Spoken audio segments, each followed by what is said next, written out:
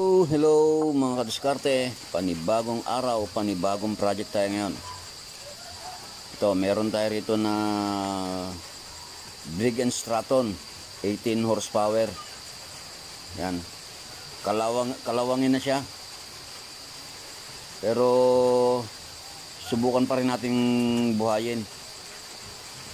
Total, kumpleto naman yung mga parts niya. Yung nga lang, medyo marupok na rin. Yan.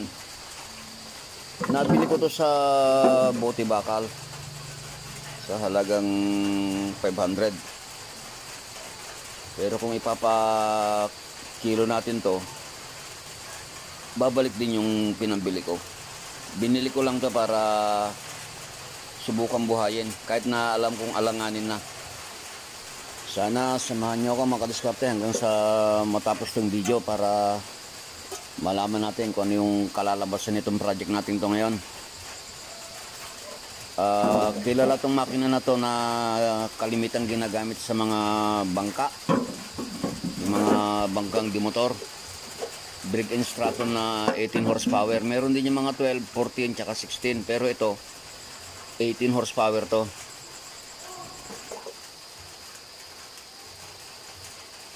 Kahit tong ignition coil niya, wala na rin. Talagang kalawangin lang talaga.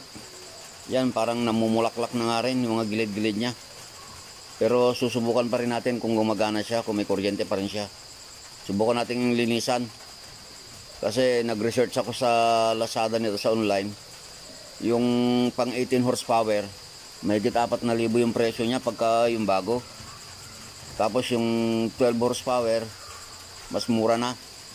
Mga 1,200, 1,600 hanggang 1,600, ganun. So yan. Kaya subukan mo natin buhayin. Lilihain mo natin tong flywheel niya. Sana okay pa yung ignition coil para hindi na tayo bumili.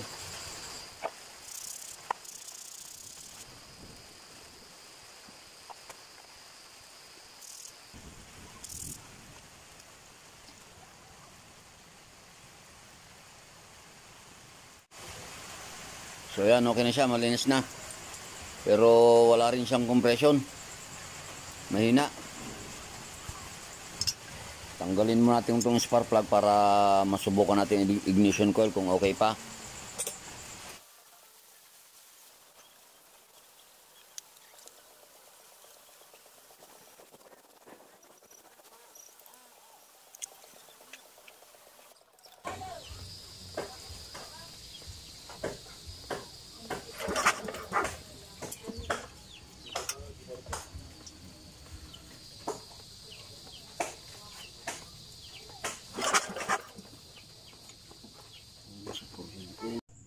Wala na talaga mga diskarte. Palitin na talaga yung ignition coil niya.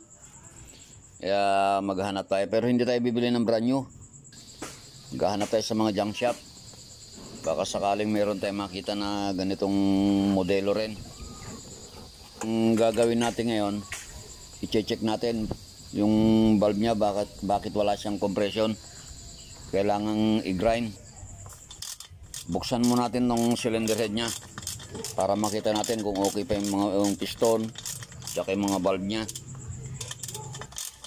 Sana okay pa yung mga piston nya, mga piston ring, para lumaki yung chance nya na pwede pa siyang buhayin.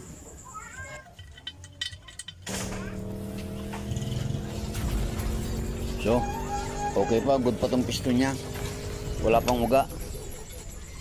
Oh, masikip pa. Yan, suwabe pa, buti hindi nag-stack up.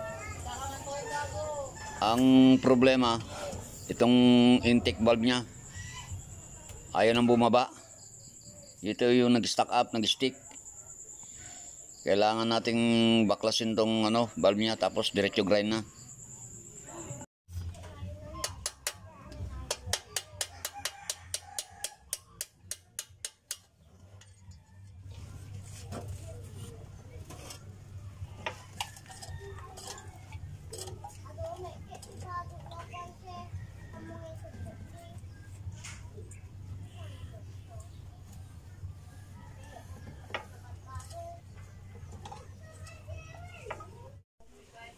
So yan na mga kadiskarte, nabaklas natin yung balbula niya. Igagrind na natin. Meron akong grinding compound dito na isang pine at saka isang wrap, pero hindi na tayo gagamit ng pine. Ito na lang wrap ang gagamitin natin. Para minsanan na lang. Hahaluan na lang natin ng konting langis yung grinding compound na wrap. Yun na yun. Dito sa sistema ng pag-grind, papakita ko sa inyo yung pamamaraan ko. Kasi wala akong hand lapping tools. Pero may sarili akong sistema sa pag-grind. Hindi ko lang alam kung may kapareho ako. Kung mapapansin nyo itong tali na ginagamit ko, hindi to literal na tali. Yung mga nylon, hindi. Yung mga koralon, hindi to ganong klase. Ito yung pinunit ko na t-shirt. Yung mga cotton na t-shirt na pagka halimbawa, di ba, napupunit tapos lumulukot yung mga piraso niya pag napunit na. Ito yon, kasi pagka gumamit ka ng ordinaryong tali, hindi rin gagana.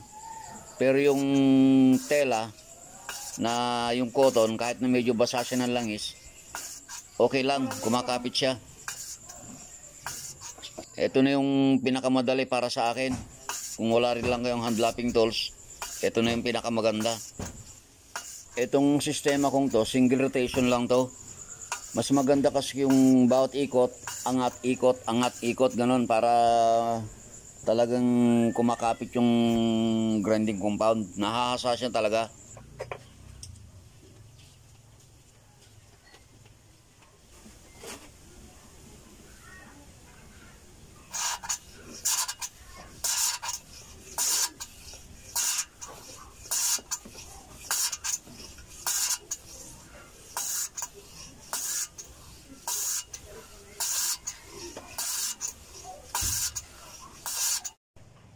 So ayan mga kadiskarte, okay na lahat, malinis na. I-assemble na lang natin, tapos maghahanap na tayo ng piyesa. Sana hindi tayo masyadong mahirapan maghanap.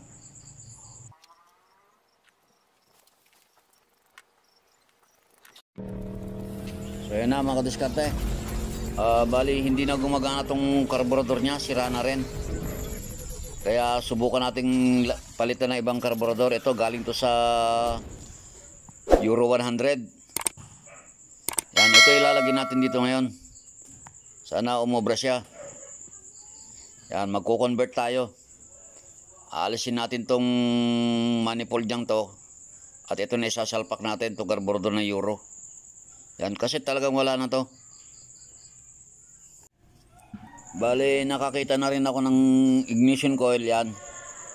Pang ano to, yung ignition coil ng Briggs & Stratton din, pero 14 horsepower. Kung mapapansin nyo, mas manipis siya ng konti kaysa rito sa original niya. Yan. Kasi ito makapal pang 18 horsepower, tapos yung mas manipis 14 horsepower. So, kakabit na natin yung karburador. Sana gumana na siya. So yan mga kadiskarte, nakabit na natin. Itong air cleaner niya, ito yung dating air cleaner niya, yung original. Kinabit lang natin dito, naglagay na lang tayo ng spacer na goma. Yan o, may choke pa siya. So susubukan natin paanda rin, kahit na gumamit muna tayo ng galon na gagawin natin tangke. Basta ang mahalaga, umandar siya. Ito muna yung gagawin natin tangke pansamantala. Gusto ko rin makita kung gagana siya o hindi. Saka na lang natin ayusin yung original na tangke niya pagka nakita na natin umandar.